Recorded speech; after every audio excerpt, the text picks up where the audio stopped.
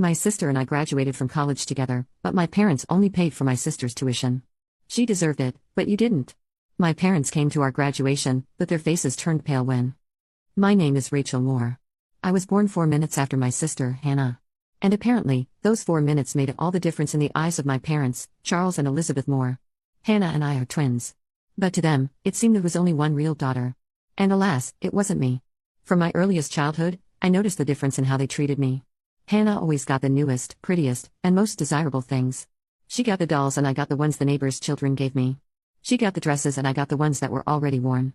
When Hannah cried, my mother dropped everything and flew to comfort her, hug her, and persuade her.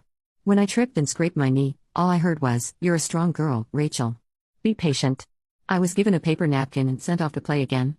As a child, I began to understand that in order to be noticed, I had to do something extraordinary.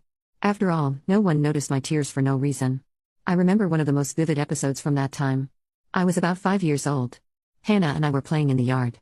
She wanted to climb up some tall metal structure on the playground, but she got scared and started crying. I was scared myself, but I climbed up and jumped off anyway to show her that it was okay. I hoped that my parents would praise my courage, but Dad ran up to us first, hugged Hannah, and told her that she was a brave girl, although he didn't even try to climb up. And he glanced at me and just quietly muttered, "Be careful, Rachel. You know you can hurt yourself." And that was it.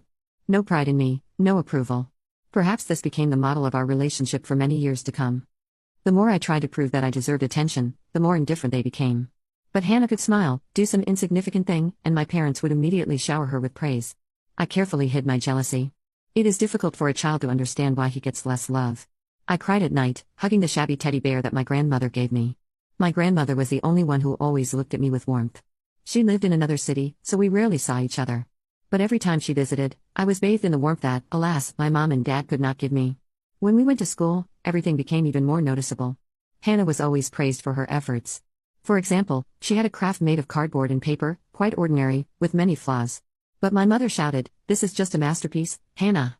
How did you do it so beautifully? Oh, you're so clever." At the same time, I had my first successes in writing. I received certificates in drawing competitions, wrote short stories for which my teachers noted me. But at home, this only caused a cold reaction. "Well, yes. Well done, Rachel. But watch out. Don't get cocky." I heard some kind of tension in these words, as if my mother did not even want to admit that I was capable of success without their support. I studied hard, avoiding complaints and showy whining because I realized it was useless. One day, when I was about 10, Hannah and I brought in our report cards. I had straight A's, and she had a couple of good grades between the C's and B's. My parents, looking at my A's, just nodded, "Well, you're a smart girl. It's clear." And looking at Hannah's report card, they exclaimed, "Wow, 3 B's. Great, Hannah. We're proud of you." I remember how my heart sank. It seemed as if the award for my hard work had been given to someone else. And this happened over and over again. The older we got, the more obvious the gap in our family became. My parents believed that Hannah needed their attention. She was more sensitive, more tender, more vulnerable. And I, in their opinion, could stand up for myself. "You'll figure it out yourself. You'll find a way out yourself," and so on in the same spirit.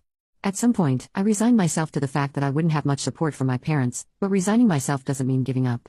On the contrary, it pushed me forward every time, even more stubbornly, constantly proving not so much to them as to myself that I'm worth something. When Hannah and I were finally approaching graduation, the question of choosing a college arose. We both decided to study accounting. It turned out to be an amazing coincidence. This interest in numbers, finances, and reporting was awakened in me because I loved order and precision. In Hannah, I never noticed any particular desire for such sciences, but she said, "Well, this is a popular profession, and then we'll see." My parents took this very seriously. They paid for her education in full and at once so that Hannah doesn't have to worry about anything during her studies. Let her focus on her studies. And to me, as soon as the conversation turned to money for education, they said, "You're smart, Rachel. You can probably get a grant and earn some extra money if necessary. You won't be lost."